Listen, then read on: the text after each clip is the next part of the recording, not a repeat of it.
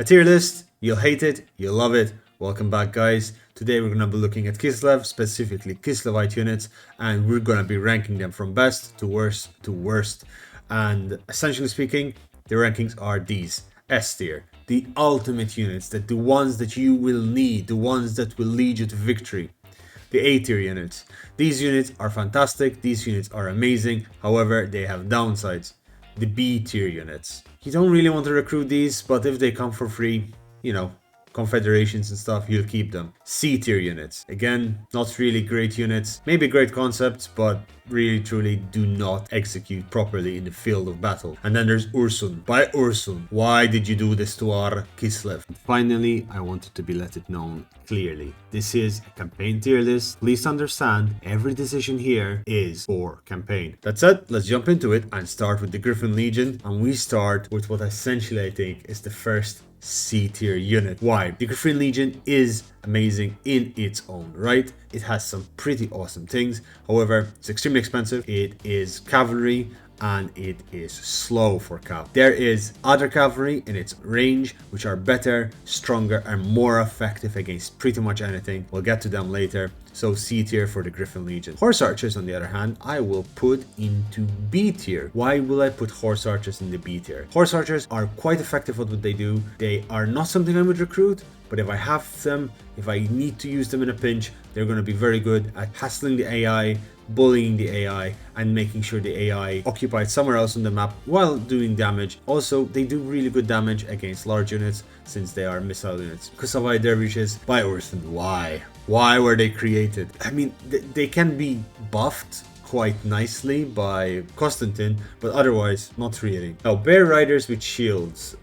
These guys are quite decent. They are, however, going to be put in the Ursun. Why? For one reason. They're only available in the prologue. Why are they not available in the bloody main campaign? That same regard, I'm going to be speaking about my beautiful, most favorite unit in the game, Warbler Riders. Warbler Riders are absolutely incredible. They're expensive, yes, but they are so strong. A stack of Warbler Riders can pretty much tear through anything and do so with gusto, finesse, and above all else, Kislev power. Winged Lancers go in with the Griffin Riders. They're okay, they do kind of perform, but they don't really give you the solution you want.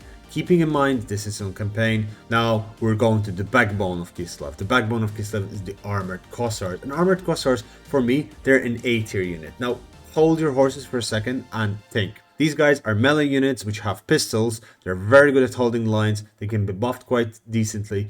And above all else, they seem to just do well. They won't hold the line forever. They might struggle, but they're cheap. You can recruit them really fast. You can recruit them from almost anywhere, so they're very good at what they do. Cannot say the same for Isagarden with 2 swords. I think they're B tier. They're highly situational. They can be very effective, yes, absolutely, 100% agreed, especially if you use the Ice Court, especially if you use Tsarino. Considering what they give you, I prefer other units. I prefer something else. They are good, they are great, just I think there's better. Cossacks with great weapons, again, beats the purpose. I want a unit that holds the line. They don't really do great on charges. They have pistols as well, which is great, but they don't really deliver the results I want them to. So I'm going to put them in C tier. They are, again, okay, but not really something I look forward to, and I usually disband them the moment I confederate someone. Isagarden Glaives have a really nice thing. The fact that they have a glaive, meaning they have anti-large, and they're more effective in general at holding the line after they've run out of ammo. They will do more damage. So for that reason, I will push them slightly further above the Ice Guard with dual swords. That said, Cossacks, specifically unarmored Cossacks. These guys are fantastic. They're cheap, they're available everywhere, they do their job, and they do it willingly. They are great. They are, in my opinion, an A tier unit. They are fan-bloody-tastic. The only thing that's better than them is Cossacks with spears. They're an amazing unit. They're same as Cossacks. Super cheap, super light and easy to recruit, with an added benefit, meaning that they have a spear, they have anti-large, and essentially if they get charged, they will hold their own for a little while longer and do some extra damage. If you lose the unit, it doesn't matter. You can replace it, and you can replace it with much better. Thinking about it though, I think I'm gonna actually throw it also in A tier.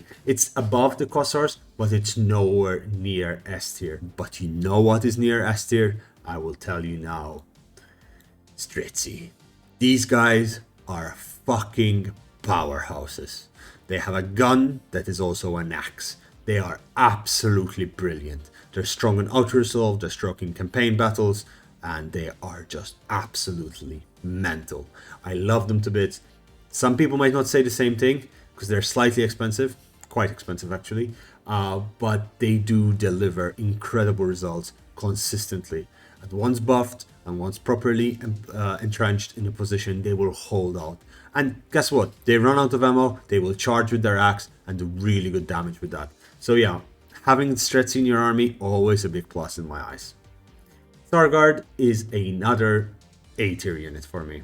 For a simple reason, it is meant to hold the line, it's a decent melee unit, it does a lot of damage, and it stays in constant combat without taking too many losses. It is a beautiful unit. Cannot say the same for Starguard with great weapons. They're still great, but not something I will want to use in my campaigns. I'll put it in B tier. If it's there, I'm gonna keep it. Starguard with great weapons, great unit, but not really something I want to be actively recruiting. There's something better, I'm gonna recruit it. To C tier, Elemental Bears, and this broke my heart. Absolutely broke my heart. This unit is amazing. The animations for it are just beautiful. However, it's so large, so clunky, so difficult to control in the battle map, and so easy to take down. If you're fighting against anyone that has missiles, this unit gets melted. Yes, you can buff it with Patriarchs, yes, you can heal it with Patriarchs, but it is not going to deliver the result that you want. This is also a depressing moment for my favorite animated unit in the entire game, the Snow Leopard.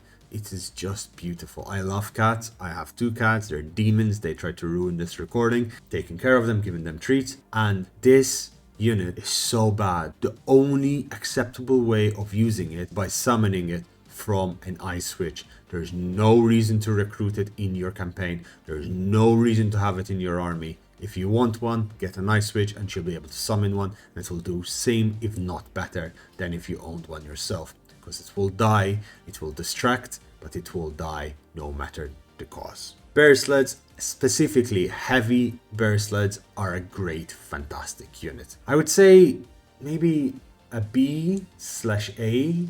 They're not great as the other units in A tier, but they're slightly, if not much more significantly better than B tier. They're fantastic, they shoot weapons, they have guns on their backs, and they plow through enemy infantry like they're made of butter. What I do prefer more than the heavy war sleds are the light war sleds, and I think the light war sleds are an S tier unit, sorry. Clearly an S tier unit, for it does a very good job. It's fast, it's effective at running over units, it does not get caught unlike other chariots, and it has guns that do decent damage and good skirmishing potential. It's great for disrupting enemy lines, it's great for morale breaking, and is amazing for rear charges as it just rips through the entire enemy lines, breaking their morale, making them run, and then leaving your army to shoot them while they're running away. And finally, we have the Grom. The Grom is an A tier unit. I believe you would agree with me. It is an incredibly good unit. You want to have a few of them. The only reason it is not in B, however, is there's no other artillery for Kislev as of yet, meaning that it would probably go down to B tier if there's some other artillery that does better. It's essentially a gun with bears. It is effective at what it does, but I'd like to see some stronger artillery, something that is more effective at dealing with sieges. This feels like it's a field artillery. It feels like it's something to use in battlefields, not in sieges, especially since now sieges are so much better. Ladies and gentlemen, this is my tier list. I am sure you disagree with some of my choices. I am sure that you don't agree with how I see or view these units. As you have seen, I have tried to explain in detail why certain units are better than others. I tried to explain why and how I use them and what led to my decision. But please tell me your decisions down below in the comments. I look forward to hearing them. And as always, have a lovely day. Goodbye. Take care.